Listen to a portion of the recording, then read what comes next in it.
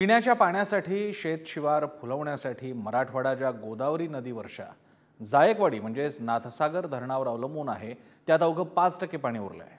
त्यामुळे धरणातल्या मासळीतही घट झाली आहे। परिणामी इथल्या मासेमारीवर अवलंबून असलेल्या लाखोंवर उपसमारीची वेळ आली आहे। काय आहे नेमकी ही मत्स्य संपत्तीची धरणातली परिस्थिती? वेळ निभावून देण्यासाठी आणि भविष्यातल्या मासेमारीसाठी मच्छीमारांची सरकारकडे मागणी काय आहे? पाहूयात याविषयीचा रिपोर्ट।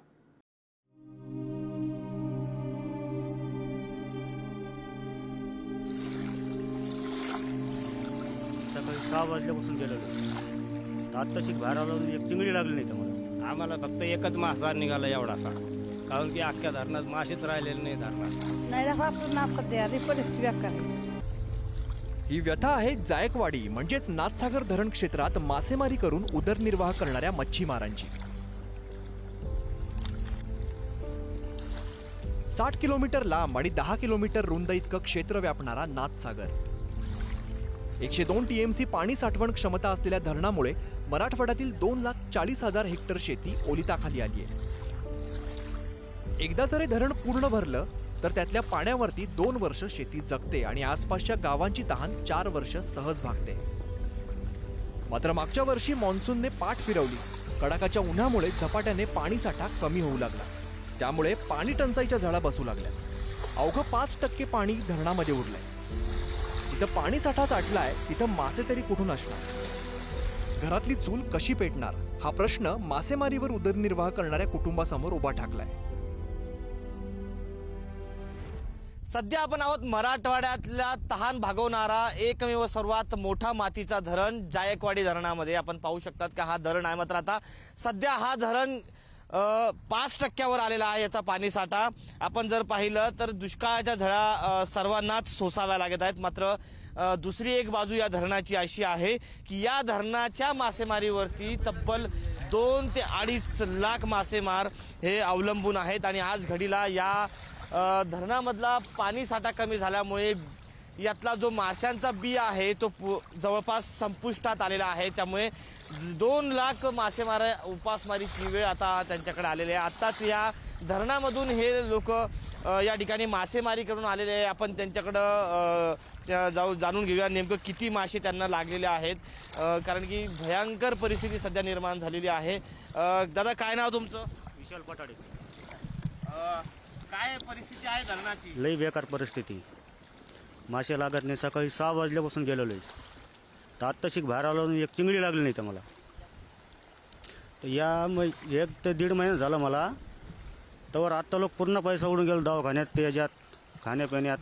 काय तुम्हाला किती मासे लागल्यात? आम्हाला फक्त एकच मासा निघाला एवढासा, कारण की अख्ख्या धरणात मासेच राहिलेले नाही धरणात। आणि त्यामुळं मी माझ्या पोऱ्याचं बी 10वीचं पेपर बी बंद करून टाकले मी। त्याला 10वीला बोर्डाला सुद्धा पाठवलं नाही, कारण की आमची परिस्थिती अशी बेकार झालेली की आम्हाला खायला प्यायला बी नाही राहिलं। पोरगा आता 10 किलोमीटर शाळा आहे तिची, तर त्याला शाळेत सुद्धा पाठवलं नाही। त्याला याय जायची सोय नव्हती एवढी काही नाही, आणि आमचे खाय प्यायचे वांदे म्हणून आम्ही त्यांना शाळेत बी नाही पाठवलं। 1-2 नव्हे तर सुमारे 2.5 लाखांहून अधिक कुटुंबाचा गाडा या धरणात मासेमारी करून चालतो। पाणीसाठा 5%वरती आल्यामुळे मराठवाड्याची तहान भागवणं अवघड झालंय। दुसरीकडे दिवसेंदिवस कमी होणाऱ्या पाणीसाठ्यासोबत मासळीचं प्रमाणही घटलंय। त्यामुळे आता मान्सूनचं आगमन झालं, जोरदार सरी जरी बरसल्या तरी मासे कुठून येणार असा प्रश्नही त्यांना भेडसावतोय। सरकारनं धरणात मत्स्यबीज सोडावं आणि मदतीचा दिलासा द्यावा अशी मागणी मच्छीमार करताना दिसतायत।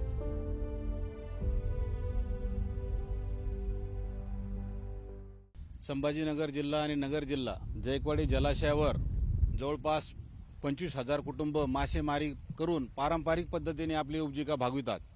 ह्या वर्षी पाऊस न पडल्यामुळं आणि जायकवाडीच्या जलाशय मृत साठ्याच्या खाली अवघ्या 5%च पाणी असल्यामुळं जायकवाडी धरणामध्ये म्हणजे मासेच राहिले नाही आणि हे जवळपास 2.5 लाख लोकांवर उपासमारीची वेळ आलेली आहे। तर शासनाला आमची विनंती आहे का जायकवाडी जलाशयामध्ये मच्छीबीज सोडावा आणि काहीतरी तातडीने 2 ते 2.5 लाख लोकांवर जे उपासमारीची वेळ आलेली त्यांना त्वरित काहीतरी मदत करावा अशी आमची मागणी आहे। नाथसागरच्या किनाऱ्यावरती झोपड्या बांधून राहणारी मच्छीमारांची कुटुंब धरणानं तळ गाठल्यामुळे मासेमारी करण्यासाठी वापरण्यात येणाऱ्या जाळीच्या गुंत्यापेक्षा अवघड, सहज न सुटणाऱ्या समस्यांचा गुंता त्यांच्या समोर आहे।